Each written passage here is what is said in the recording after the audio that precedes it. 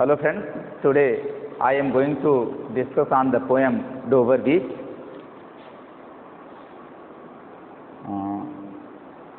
By Matthew Arnold.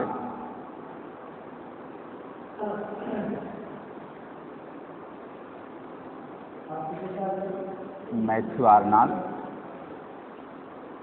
I have discussed about something on this poem. Matthew Arnold was born in 1822 and died in 1888. He was born in 1822 and died in 1888. Matthew Arnold was also, I have told, he was the poet of Victorian era. He was the poet of Victorian era. जैसा कि आप लोगों को ये बता चुका हूँ पिछले टीचिंग में, मैंने आपको बताया था कि वो जो कवि है वो विक्टोरियन एरा, विक्टोरियन एज का कवि है। He was also a poet laureate.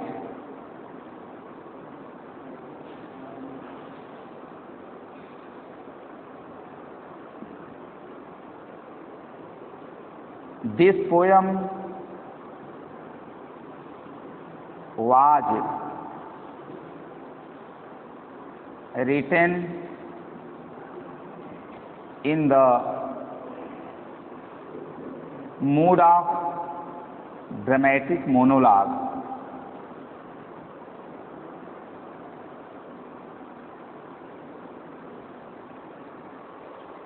He was born in 1822 and died in 1888। 1888 में उसकी मृत्यु हुई थी, 1822 में पैदा हुआ था। The poem Dover Beach, the poem Dover beach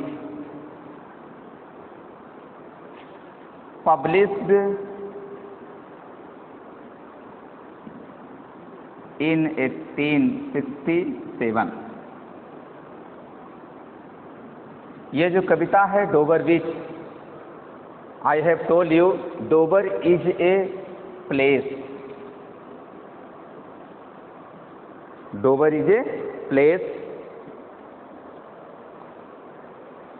and beach is a sea port. Sea port.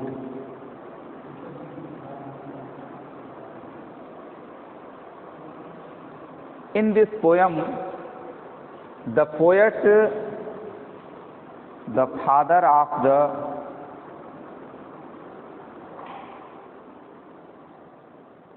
the poet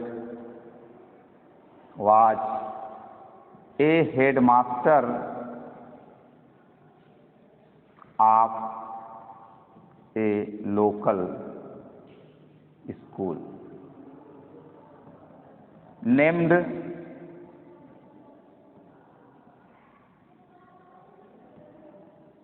Rugby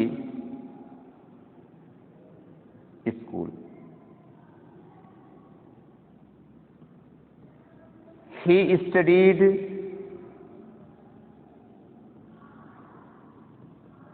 in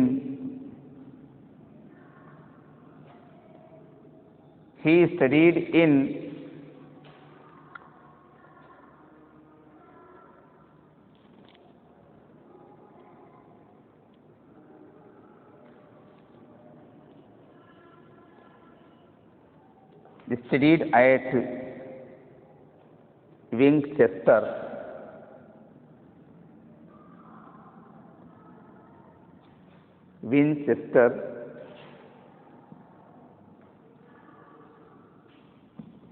जैसा कि दोस्तों आप लोगों को बताया गया कि ये डोवर बीच नाम की जो कविता है वो 1867 ईस्वी में प्रकाशित हुई। इस कविता में जो कवि है मैथ्यू आर्नल्ड, वह अपने उदासी भरे जीवन को, जैसा कि आपको बताया गया है कि उस समय जब ये कविता प्रारंभ हुई, या जो विक्टोरियन एज था, विक्टोरियन जो इरा थी, वो 1837 से 1901 के बीच का जो समय था उसको विक्टोरियन एज कहा जाता है। इस समय this time is between the scientific faith and the religious faith. उस समय का जो समय था वो वैज्ञानिक और धार्मिक जो युग था उसके बीच का समय माना जाता है। अर्थात जो धार्मिक दृष्टिकोण का जो समय था, धार्मिक सोच विचार की जो एटमॉस्फेयर था वो चेंज हो रहा था, बदल रहा था। मतलब कि he is the time with his विलोब्ड, जब कवि जो है वहाँ पर समुद्र के तट, समुद्र के किनारे पर खड़ा हुआ है। He is watching the waves of the sea. It is said that he is watching the waves of the sea. वो समुद्र की लहरों को देख रहा है। जैसा कि बताया गया है कि this poem is full of melancholy, this poem is full of melancholy, this poem is written, this poem has been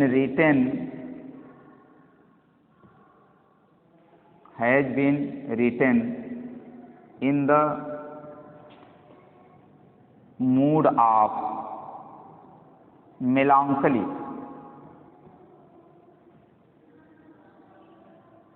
यह जो कविता थी यह उदासी भरे विचारधाराओं से, उदासी भरे सोच से, या इस कविता में उदासी की सोच भरी हुई थी, दुख का सोच भरा हुआ था।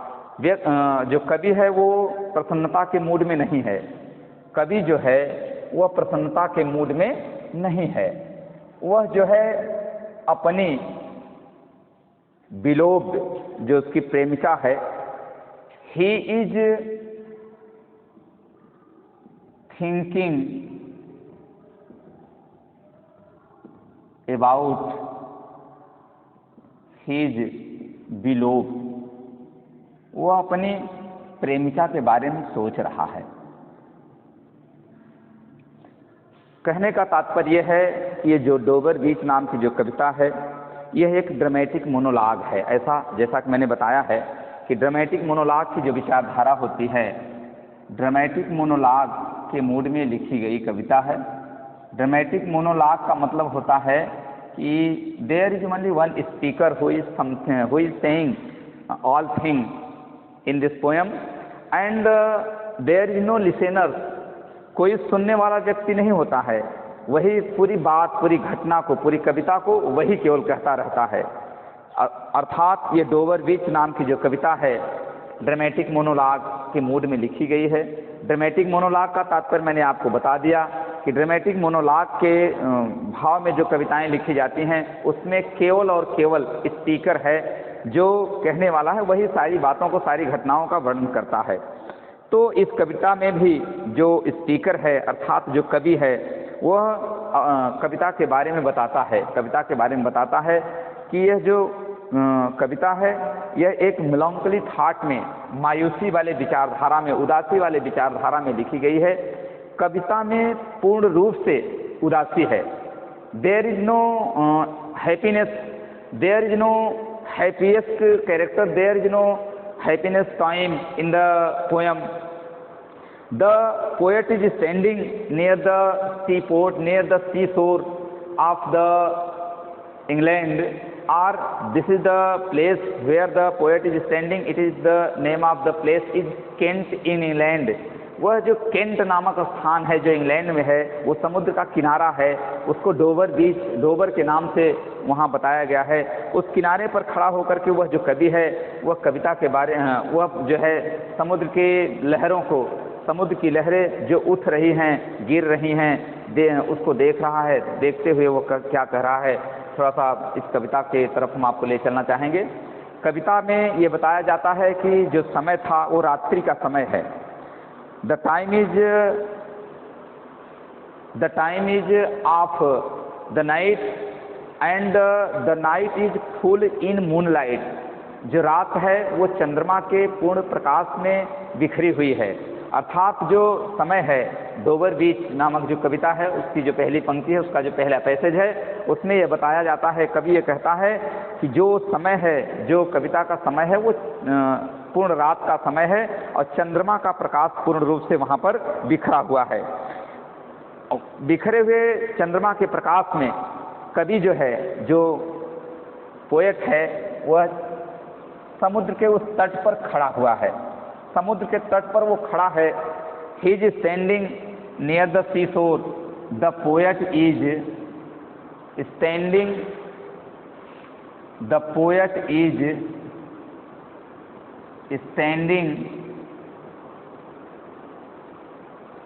Near the sea shore. कवि जो है समुद्र तट के मैदान पर, समुद्र के किनारे खड़ा हुआ है। वह जो है he is watching, he is watching the waves.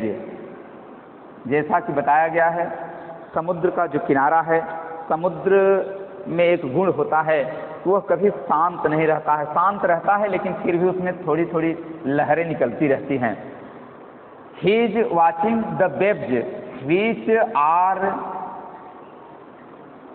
are rising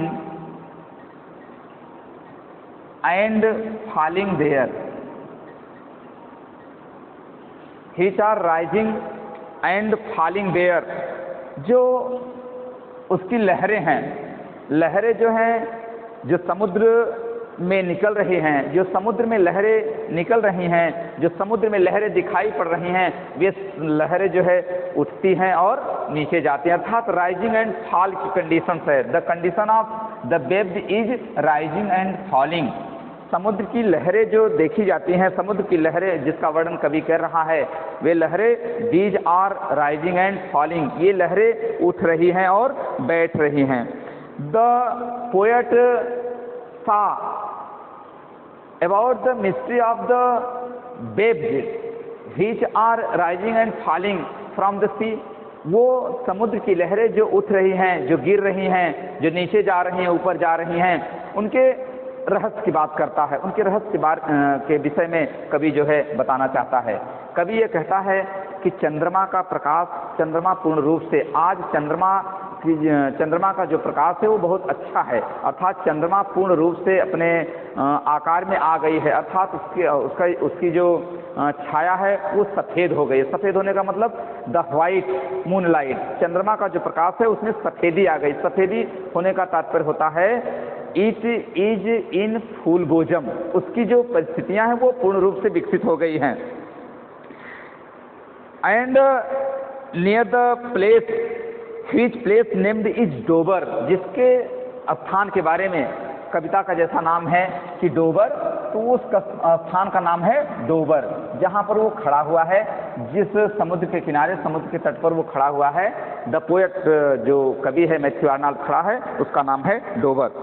the poet found the sound of misery, वहाँ पर वो जो कवि है, वहाँ पर तमाम प्रकार के कष्टों भरी आवाज़, उछलती कूदती हुई आवाज़, अर्थात जो समुद्र का किनारा है उसमें जो प्रकाश पड़ रहा है, चंद्रमा का जो प्रतिबिंब समुद्र पर पड़ रहा है, तो उस समुद्र पर पड़ने वाले प्रतिबिंब से जो चंद्रमा का प्रकाश है वो जो समुद्र की लहरें हैं वो सफ़ेद हो जाती हैं। अर्थात चंद्रमा के प्रकाश से समुद्र की जो लहरें हैं वो सफ़ेद हो जाती हैं। तो कवि ये कहता है कि चंद्रमा का प्रकाश पड़ने से जो समुद्र की लहरें सफ़ेद हो जा रही हैं, ऐसी परिस्थितियों को इसलिए वो वहाँ पर मेंशन कर रहा है, इसलिए बता रहा है कि जो समुद्र है वो अपने पूर्ण आकार में आ जाता है। अर्थात वो अपनी प्रसन्नता को प्रदर्शित कर रहा है।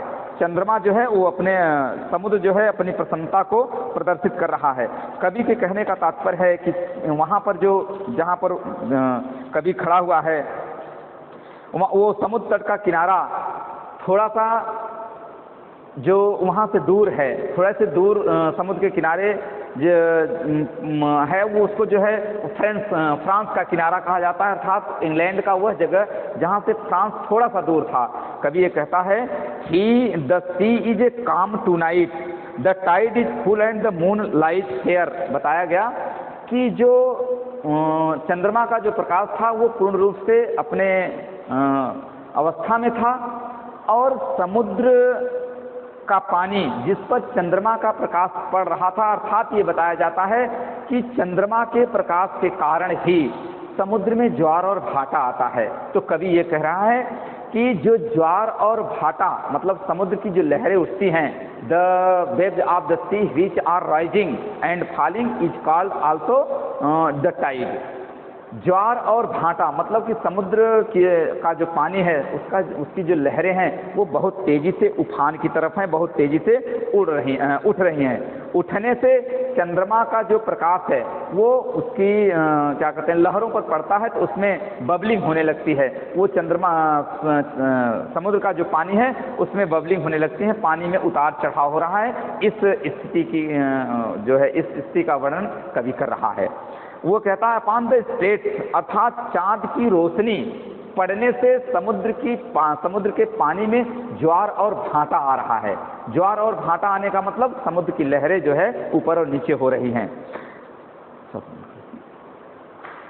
बंद करो, लिखेंगे थोड़ा सा, पैसे लिखेंगे थोड़ा सा बंद करो। In the passage, in the first passage, the sea is calm tonight. It is said that in the view of the poet, the atmosphere of that time is very clear. It is shining in the moonlight. कवि ये कहता है कि आज चंद्रमा का प्रकाश, अर्थात आज समुद्र जो है चंद्रमा के प्रकाश के कारण बहुत शांत है। पहली पंक्ति में जो कवि है वो बताता है कि द सी इज काम टू नाइट, आज समुद्र बहुत शांत है। समुद्र के शांत होने का मतलब कि चंद्रमा का प्रकाश के कारण समुद्र जो है बहुत शांत है। The tide is full the moon light fair, इस ज्वार भाटा की स्थिति में चंद्रमा का जो प्रकाश है वो बहुत सफेद दिखाई पड़ रहा है, बहुत प्रसन्न है। चंद्रमा बहुत प्रसन्न है, सफेद दिखाई पड़ने का मतलब अपॉन द स्टेट, अर्थात चंद्रमा का प्रकाश जो समुद्र पर सीधे पड़ रहा है, ज्वार समुद्र पर सीधे जो पड़ रहा है उसके कारण चंद्रमा जो है समुद्र जो है बहुत शांत दिखाई पड़ता है। On the French coast the light, जहाँ पर कभी the poet where the poet is standing, it is the place of England, but the France, it is a kind of place which is far from that place. वहाँ पर जो चंद्रमा के प्रकाश को, जो समुद्र में चंद्रमा के प्रकाश को कभी देख रहा है, वहाँ से जो फ्रांस का एक छोटा सा स्थान है वो थोड़ी सी ही दूर पर है, ऐसा उसने बताया गया। जहाँ पर वहाँ पर भी चंद्रमा का प्रकाश समुद्र के लहरों पर पड़ रहा है। ग्लिम्स एंड इज गॉन, कभी ये देखता है कि वो जो उसकी जो चमक है, जैसे समुद्र का जो पानी होता है वो इस प्रकार से वेविंग करते रहता है।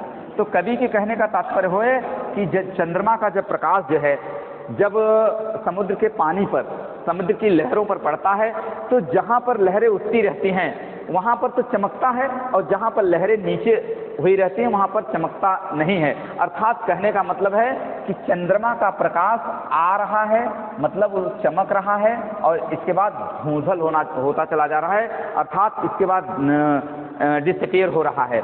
The Cliff of England stand, कवि ये कहता है कि जो कवि वहाँ पर जहाँ पर खड़ा हुआ है वो एक ऐसा स्थान है, it is said that this is the place which is very important place where the full light of the moon is rising on the waves of the सी।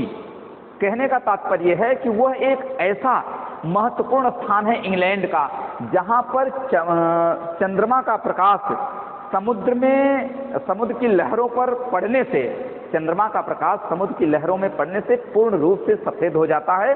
अर्थात ये बताया गया कि वो क्लिफ ऑफ इंग्लैंड, स्टैंड मतलब वो cliffs of England, वहाँ पर इंग्लैंड के महत्व को, इंग्लैंड के उस स्थान के महत्व के बारे में कवि जो है बता रहा है, उसकी महत्ता पर प्रकाश डाल रहा है कि वो जो स्थान है वो बहुत ही इस प्रकार का स्थान है कि वहाँ पर चंद्रमा का प्रकाश, मतलब वो स्थान इस प्रकार से विशेष माना जाता है कि वहाँ पर चंद्रमा का प्रकाश पड़ता है तो वह प्रकाश पूर्ण रूप से दिखाई पड़ता है, चंद्रमा का प्रकाश पूर्ण रूप से सफ़ेद दिखाई पड़ता है, इसलिए समुद्र के उस किनारे का विशेष महत्व है कवि के दृष्टिकोण से। In the further lines glimmering and vast, it is said that glimmering and vast, this is the place, glimmering and the vast, vast का तात्पर्य होता है बड़ा, फैला हुआ, चौतरफा। The light of the moon where it is shining, it is glimmering, मतलब वो स्थान जो है जहाँ पर चंद्रमा का प्रकाश पड़ रहा है और वो चंद्रमा चमक रहा है, वो कैसा है, वह स्थान उसका फैलाव अधिक है, अर्थात वह स्थान जो क्लिफ्स ऑफ इंग्लैंड बोला जाता है, क्लिफ्स ऑफ इंग्लैंड के नाम से यहाँ पर दर्शाया गया है, वह स्थान बहुत ही महत्वपूर्ण स्थान है। क्यों महत्वपूर्ण है? क्योंकि कवि ने बताया कि वहाँ पर चंद्रमा का प्रकाश जब समुद्र पर पड़ता है तो समुद्र पूर्ण रूप से सफ़ेद हो जाता है। The further lines it is said come to the window, यहाँ पर जो है कवि जो है क्या कहते हैं, कवि की जो है मिलांकली थाट है, कम टू द विंडो। यहाँ पर ये बताया जाता है कि जो कवि है वो कहता है कम टू द विंडो, तात्पर्य यह है, अब यहाँ पर थोड़ा सा मिस्ट्री बताई गई, कविता की जो रहस्यपूर्ण बातें हैं वो बताया जाए। अभी तो ये बताया गया, कवि ने ये बताया कि वह एक समुद्र तटीय किनारे पर खड़ा हुआ है जिसका नाम है डोवर बीच। अब यहाँ पर बताया जा रहा है कम टू द विंडो, एक ऐसा सेंटेंस आ गया है, it is calling, it is calling, एक ये बुलावा जैसा सेंटेंस है जिसमें आग्रह किया जा रहा है, किसी को बुलाया जा रहा है। तो कहने का तात्पर्य है कि इसका तात्पर्य होता है कि कवि जो है किसी घर में है या किसी खिड़की के अंदर है जहाँ पर से वो बुला रहा है। अब किसको बुला रहा है इसका नाम नहीं आ रहा है, it is unknown person, there is no anybody which is appearing there.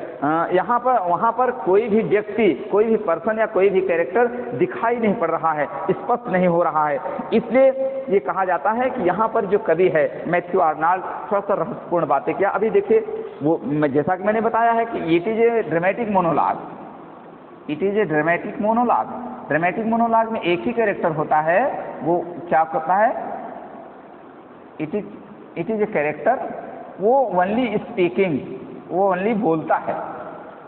जो ड्रामेटिक मोनोलॉग है उसकी जो विषय वस्तु होती है, उसका जो कंसीडरिंग पॉइंट होता है, उसमें जो एक ओनली एक स्पीकर होता है, वही जो है पूरे दृष्टांत को, पूरी कविता को कह डालता है।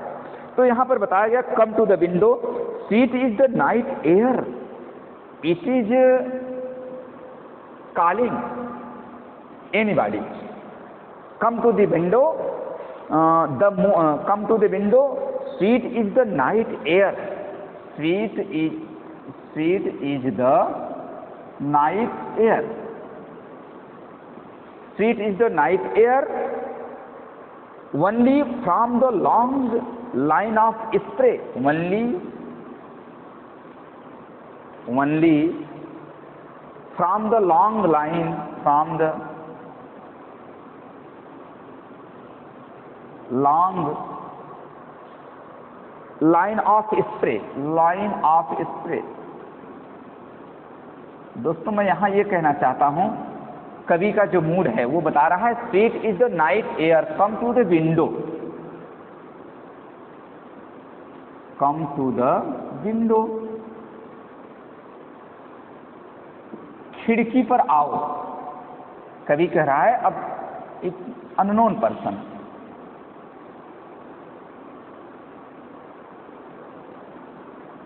there is no anybody, there is no anybody, unknown person, it is said that, जैसा कि बताया गया ड्रामेटिक मोनोलॉग में स्पीकर ही सब कुछ होता है।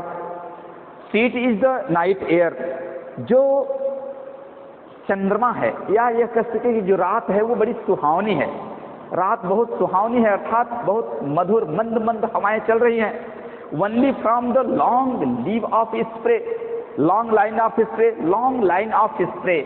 यहाँ कवि के कहने का मतलब है, स्प्रे मीन्स होता है झाग, स्प्रे मीन्स होता है झाग। झाग क्या होता है? जो समुद्र जो लहरा रहा है उसमें थोड़ा सा झाग होता है, उसमें कहीं कहीं फोम पाया जाता है, ऐसा दिखाई पड़ता है कि उसका कुछ फोम दिखाई पड़ता है। उसी को कवि कहता है कि लाइन ऑफ स्प्रे, ये झाग है, झाग वाला स्थान है, समुद्र तट का वह स्थान, समुद्र तट का वह मैदान जहाँ पर समुद्र में चंद्रमा का प्रकाश पूर्ण रूप से पड़ रहा है, वहाँ पर लाइन ऑफ स्प्रे, उसको कवि ने नाम दिया है line of spray. Only from the long line of spray, यहाँ पर लॉन्ग लाइन बनती है, समुद्र के झाग की लॉन्ग लाइन बनती है। Where the sea meets the moon, where the sea meets the moon, where it means where the sea meets moon।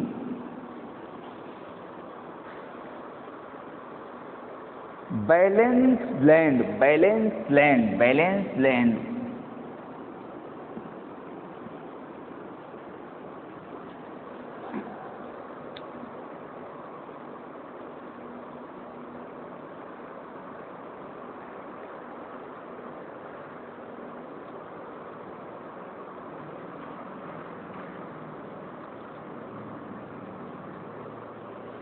It is said that where the sea meets moon balance land, मतलब कि यहाँ पर ये बताया गया, it is said among these lines,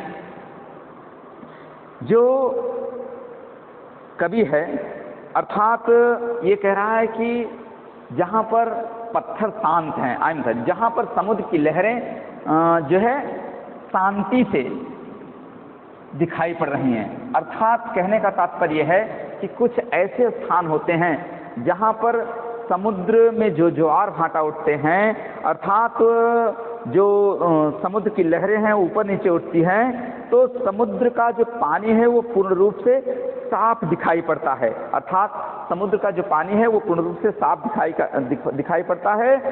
and the speaker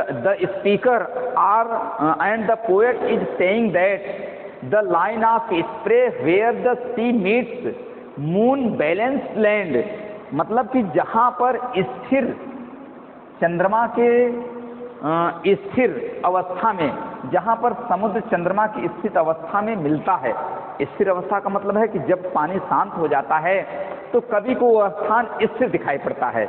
जब समुद्र की लहरें नहीं उठती हैं तो कवि को जो है वो परिस्थितियाँ शांत दिखाई पड़ती हैं। Listen you here the grating roar, जब समुद्र शांत हो जाता है तो वहाँ पर ग्रेटिंग रोर होने लगता है।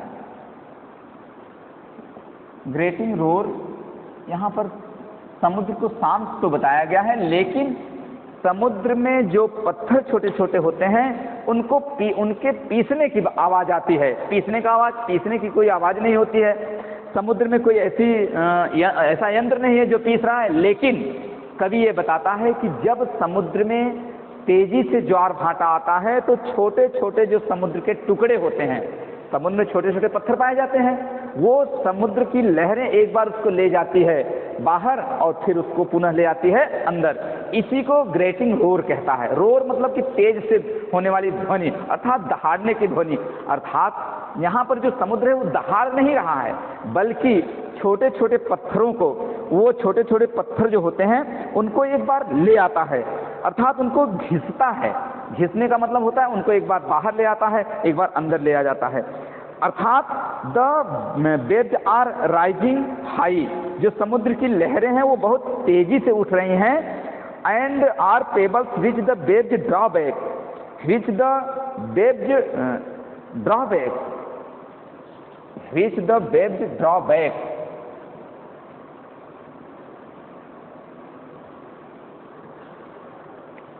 which the waves draw back।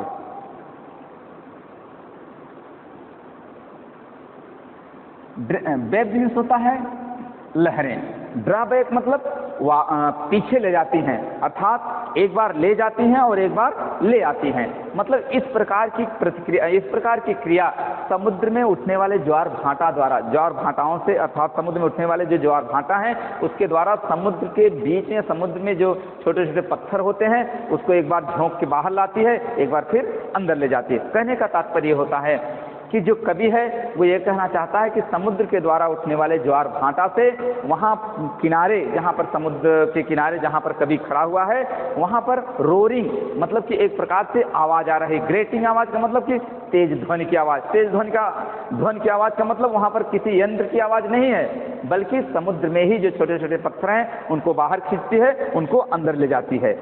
और अर्थात इसका कहने का तात्पर्य, इनके कहने का तात्पर्य होता है After the return of the high stand, begin the siege and the again begin. Siege and the again begin. Siege and the again begin. इस पंक्ति का मतलब होता है, siege मीन्स होता है स्टॉप, रुकना। वही रुकने का मतलब एक बार ले आती है। अगेन बिगिन, अगेन का मतलब होता है रीट्राई। बिगिन माने होता है स्टार्ट। यहाँ ये बताया गया सीज मतलब रुक जाती है, मतलब लहर लेके आई पत्थरों को, छोटे छोटे पत्थरों को, इसके बाद फिर लेके जाने लगी। जब फिर लेके जाने लगी तो उसको कहा जाता है अगेन बिगिन, मतलब एक बार पुनः शुरू करती है, एक बार पुनः रोक देती है, एक बार पुनः ले जाती है, एक बार पुनः ले आती है। इस प्रकार से the eternal note of sadness in, कवि के मन में, कवि के विचारों में, कवि की भावनाओं में सैडनेस इन क्रियाओं को देख करके हिज हार्ट, यहाँ तात्पर्य है his heart is full of sadness. जो कवि है उसका जो हृदय है वो ग्लानि से भर जाता है, अर्थात वहाँ पर अब उसको उदासी दिखाई पड़ती। उदासी क्या मतलब, केवल एक ही कार्य हो रहा है, समुद्र की लहरें उठती हैं, नीचे जाती हैं, उठती हैं, नीचे जाती हैं। तो ये क्या है, it means his heart, there is only sadness in the heart of the poet. कवि के हृदय में, कवि के आत्मा में केवल और केवल उदासी है। जैसा कि ये बताया गया, this poem is full of melancholy, यह कविता पूर्ण रूप से उदासी और दुख से भरी हुई कविता है। इसमें केवल उदासी का ही वर्णन किया जाता है। कवि जो है उदासी का वर्णन करते हुए कह रहा है कि उसका हृदय जो है वो भर जाता है। किससे भर जाता है, दुख से भर जाता है। In the second passage I am going to discuss about the second passage, about the meaning of second passage. Sophocles long ago, यहाँ पर थोड़ा सा Sophocles, I mean to say that before the discussing about the second passage of the poem, I want to say about the main theme or the main thought of the passage or main thought of the poem. Sophocles जो एक Greek dramatist है उसके बारे में कवि बताता है कि वो जो सोफोकल्स है वह इन सब की आवाज़ के बारे में पहले से सुन चुका है, क्योंकि वो इनके पहले का कवि है। Heard it on the Aegean, heard it on the Aegean, AUGEN। ये जो एगेन है ये क्या कहते हैं, it is the name of the place of sea, समुद्र के एक स्थान का नाम है, मतलब इसका एगेन नाम पड़ा है। अब ये सोफोकल्स क्या है, यह एक ग्रीक ड्रामेटिस्ट है, यह एक ग्रीक ड्रामेटिस्ट है, ग्रीक का एक नाटककार है, जिसके बारे में कवि बताता है heard it on the again and it brought, it is said that it brought. यहाँ ब्रॉट का तात्पर्य होता है कि सोफोकल्स जो एक विद्वान है, जो अंग्रेजी साहित्यकार है, जो एक नाटककार है, वो कहता है कि इन समुद्र के टकराने, समुद्र के आने जाने, उनकी लहरों को उठने, ज्वार भाटा के आने जाने, अर्थात समुद्र के इस आस्था, इस उसके नेचर के बारे में पहले से जाना है। वो पहले से जानकारी रखता था। मतलब वो सोफोकल्स नाम का जो एक विद्वान है, इंग्लिश ड्रामेटिस्ट है, वो इसके पहले इन सब के बारे में जान चुका है।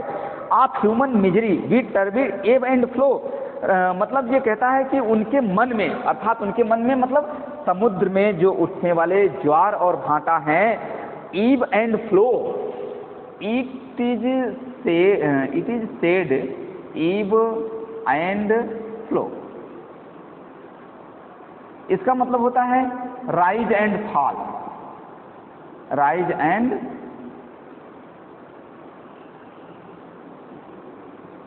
वो कहता है कि इस समुद्र में उठने वाले ज्वार और भाटा के बारे में, समुद्र में उठने वाले लहरों के बारे में, चंद्रमा के चमकने वाले प्रकाश के बारे में सोफोकल्स इसके पहले ही जान चुका है। और क्या बताया गया है? आप human misery, it is said that आप ह्यूमन मिजरी, आप समझ रहे होंगे ह्यूमन मिजरी किसको कहते हैं। ये बताया गया कि यह जो कविता है वो हमेशा उसमें मेलंकली थॉट है, उदासी वाला विचार हमेशा दिखाई पड़ता है। वो कहता है ह्यूमन मिजरी, जो मनुष्यों का, हमारा आपका जो कष्ट है, अर्थात हमारे आपके दुख के बारे में सोफोकल्स पहले ही लिख चुका है, पहले ही बता चुका है। There is no any necessary thought which can be considered by everything, by anyone, why it is only considered, it is only said by Sophocles before its thought। इन विचारों के बहुत पहले उसने इन सब के बारे में बता चुका है। Find also the sound a thought, आइए हम उसको खोजते हैं। किसको? एक विचारों में, जो हमारे आपके विचारों में जो आवाज़ें उठती हैं, जो हमारा आपका विचार है उसमें जो आवाज़ उठती है हमारे आपके अंदर। यहाँ कहने का तात्पर्य है, थोड़ा सा जो कवि है वो हमें आपको जो है पीछे की तरफ ले जाना चाहता है। पीछे क्या मतलब है? यहाँ कहने का तात्पर्य है, थोड़ा सा हम डिस्कस करना चाहेंगे। The human beings are becoming selfish, जैसा कि आप समझ रहे हैं।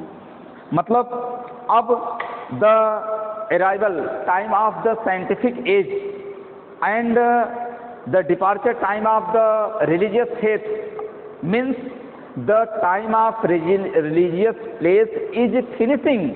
मतलब जो धार्मिक विचार, मतलब जो धार्मिक आस्था का जो विषय था, धार्मिक आस्था का जो समय था, वो धीरे धीरे फिनिश होता जा रहा है, समाप्त होता जा रहा है। And the time of scientific age also arriving, scientific वैज्ञानिक युग का जो समय है वो आ रहा है।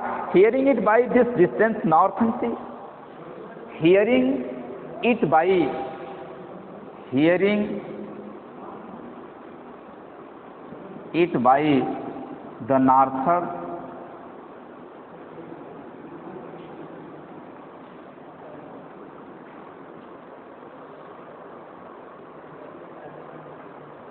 this distant northern, this distant, hearing it by distant the northern sea, the sea of faith, the sea of faith।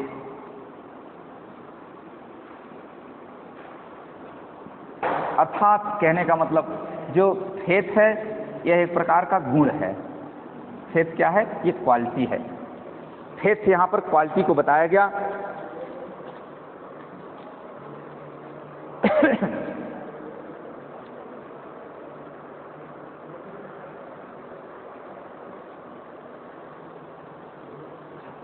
The poet means to say that the sea of the faith, the sea of the faith, समुद्र के अंदर, अर्थात समुद्र में जो अच्छाइयाँ हैं, अर्थात समुद्र की अच्छाइयों के बारे में कवि जो है बहुत पहले से जान चुका है।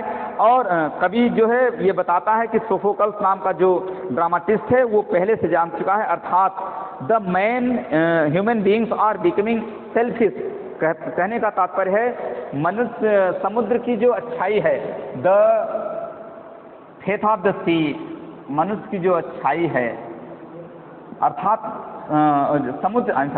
समुद्र की जो अच्छाई है उसके बारे में सोफोकल्स पहले बता चुका है। तात्पर्य है कि the man is becoming very selfish, there is no confidence, there is no pity, there is no human quality and there is no relation which only depends on any condition। कहने का तात्पर्य है कि दुनिया जो संसार है इसमें there are increasing, the world is also reaching near, the world is also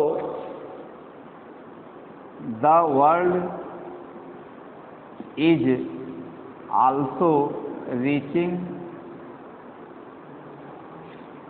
near the thought of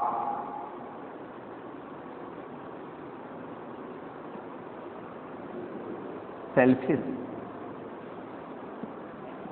the thought of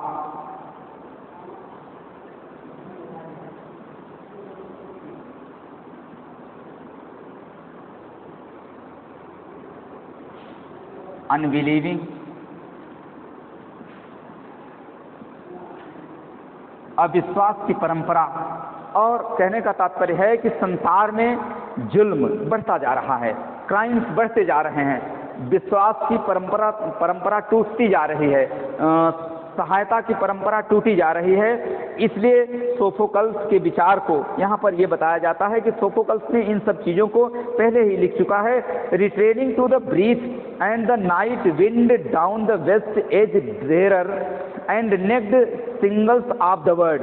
कवि जो है यहाँ पर दुनिया के उस विचार को, मतलब कि हमारे आपके बीच में जो शांति का वातावरण है, प्रेम का वातावरण है, ये सारी अवस्थाएं टूटी जा रही हैं। जो मैथ्यू आर्नल्ड है वो जब कविता लिखा था उस समय रिलीजियस फेथ थे। Today the religious faith is also not increasing, मतलब ये बढ़ नहीं रहे हैं। इट इज कमिंग टूवर्ड्स और it is coming before the scientific faith, मतलब कि जो हमारा आपका जो विश्वास है वो विज्ञान की तरफ बढ़ता जा रहा है। कवि ने यहाँ पर थोड़ा सा समाज के उस वातावरण का भी वर्णन किया है जो समाज में इस समय बढ़ता जा रहा है। समाज में इस समय जो बुराइयाँ आ रही है हमारे आपके अंदर, उसको अर्थात कवि जब बताता है कि हमें आपको मनुष्य के उस कष्ट को सुनना चाहिए, दूसरी तरफ यह कहता है कि मनुष्य के कष्ट को हम कैसे सुने, क्योंकि हमारा आपका जो विश्वास है एक दूसरे से वो टूटता जा रहा है। अर्थात हम आप एक दूसरे से जो है एक दूसरे के विचारों से बहुत दूर होते चले जा रहे हैं। और यह जो दुनिया है, यह जो संसार है, इसमें जुल्म दिन प्रतिदिन बढ़ता जा रहा है। कहने का तात्पर्य है कि हमारा शांत वाला वातावरण, जिसमें शांति रहती थी, जिसमें खुशहाली रहती थी, जिसमें बहुत अच्छाई रहती थी, वो धीरे धीरे टूटता जा रहा है। और the poet is in very grief, इस समय जो कवि है वो बहुत ही दुखित है, उसके अंदर बहुत ही दुख है। कहने का तात्पर्य है कि कवि जो है एंड नेक्ड, चालू करे हो, singles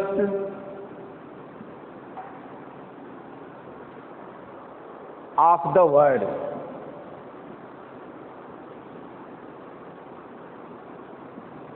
the poet means to say that here the poet is saying that nailed singles of the word, there is no any sufficient time which there is no sufficient atmosphere which is full of religion।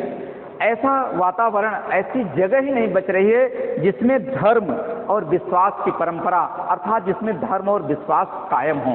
अर्थात there is no any kind of faith which is full of religion and confidence and the atmosphere which is remained at the place where the poet is standing, जहाँ पर कवि खड़ा हुआ है वह वातावरण, मतलब वह स्थान, अर्थात हमारे आपके बीच का स्थान it is only full of pebbles of the sea. कहने का तात्पर्य है कि वह स्थान केवल और केवल अब कंक्रीटों से, अर्थात समुद्र के जो छोटे छोटे पत्थर हैं जो चमक रहे हैं, चमक इसलिए रहे हैं क्योंकि जो समुद्र का पानी है वो बिल्कुल साफ हो गया है। तो जो उनके ज्वार और भाटा द्वारा, ज्वार द्वारा जो लहरों द्वारा कंक्रीट को समुद्र में डाला गया, वो कंक्रीट क्या है, पूरे के पूरे दिखाई पड़ रहे हैं। कहने का तात्पर्य है कि उन कंक्रीटों में, उन छोटे छोटे पत्थरों में किसी भी प्रकार से मोशन नहीं है। मोशन कैसे होगा, क्योंकि वो निर्जीव है, उसमें गति नहीं है। गति इसलिए भी नहीं है, उसका दृष्टांत देते हुए कवि the poet is saying about our self, कवि अब हम लोगों के बारे में कह रहा है कि वी हैव बीन सेल्फिश। अब हम लोग क्या हो गए हैं, स्वार्थी हो गए हैं। जब स्वार्थी हो जाएंगे तो हमारे आपके अंदर किसी प्रकार का प्रेम, लगाव, विश्वास, ये सब चीजें क्या होगी, समाप्त हो जाएगी। वो कैसी, जैसे समुद्र के छोटे छोटे पत्थर हैं, वो केवल चमक रहे हैं, स्पष्ट दिखाई दे रहे हैं। समुद्र का पानी शांत हो गया है, समुद्र के पानी के शांत होने के कारण छोटे छोटे पत्थर दिखाई पड़ रहे हैं। इस प्रकार से वो जो हमारे आपके अंदर क्या है, धार्मिक दृष्टिकोण था, धार्मिक विचारधारा थी, लगाव था, प्रेम था, विश्वास था, विश्वास की जो परंपरा थी वो टूटी जा रही है। जब टूटी जा रही है तो हम लोग भी वैसी कंकड़ की भांति होते जा रहे हैं, पत्थर की भांति होते जा रहे हैं। जिस पत्थर में किसी प्रकार का कोई प्रेम नहीं है, जिस पत्थर में किसी प्रकार का कोई मोशन नहीं है, किसी प्रकार का कोई गति नहीं है। Hello friends, today I have finished the second passage of the poem. So discussing on this passage, discussing about this passage, it is found that the great dramatist Sophocles has narrated about all the condition which is full of selfish into the human beings is being narrated in the society. It is found that there is no relationship, there is no faith, there is no religion, there is no confidence, there is no attachment, there is no love, there is no attraction. So like the pebbles or small pieces of the sea, we have been converted in such kind of atmosphere like the pebbles of the sea. It is finished. I will discuss on the third passage the next tomorrow.